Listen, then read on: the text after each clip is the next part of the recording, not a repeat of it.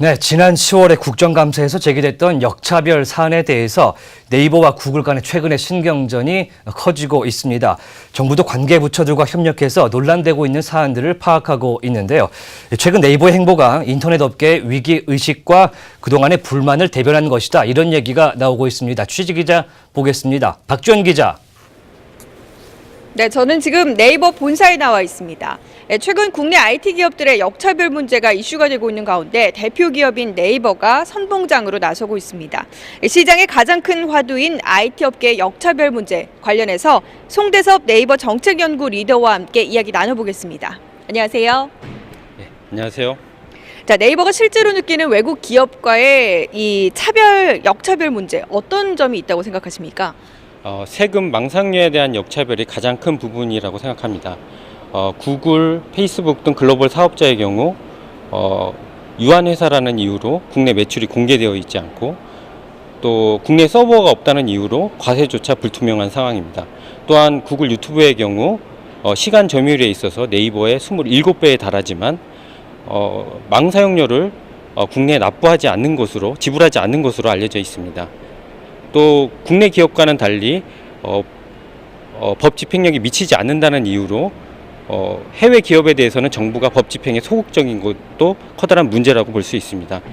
이처럼 역차별이 방치된다면 국내 기업 간 격차는 더 크게 벌어질 것이고 국내 기업은 불공정한 환경에서 경쟁할 수밖에 없다고 생각합니다. 그럼 네이버가 이 같은 역차별을 당하지 않기 위해서는 법이나 또 기술적인 면에서 어떤 보완들이 이루어져야 될까요? 무엇보다 시급한 것은 이 같은 역차별이 얼마나 심각한지조차 파악되고 있지 않다는 점입니다. 구글, 페이스북 같은 글로벌 사업자들이 매출 등의 정보를 공개하고 있지 않기 때문인데요.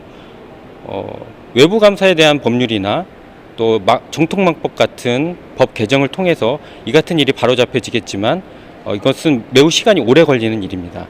그래서 이번에 네이버가 구글의 공식 질의한 내용들에 대해서 세계 최대의 검색 사업자로서 구글이 이 질문에 답하는 것이 이 같은 역차별을 앞당기는 데 매우 중요하다고 생각합니다. 그리고 국회나 정부에 있어서도 법안 위반이나 법령 집행에 있어서 구글에게 법을 집행할 수 없다면 네이버 같은 국내 사업자에게도 법 적용을 하지 않는다는 원칙을 가져야 한다고 생각합니다. 현재 그럼 네이버 같은 경우는 우리나라 국민 그리고 경제를 위해서 어떤 기여를 하고 있다라고 표현할 수 있을까요? 네이버는 세금, 고용, 투자, 기부 측면에서 기여를 하고 있다고 생각을 합니다. 구체적인 수치를 말씀드리면 네이버는 작년에 2,700여 원의 법인세를 납부했고 올 10월 말 기준으로 8,100명을 고용하고 있으며 올해까지만 해도 60여 개 스타트업 및 관련 펀드에 2,300여 원을 투자했고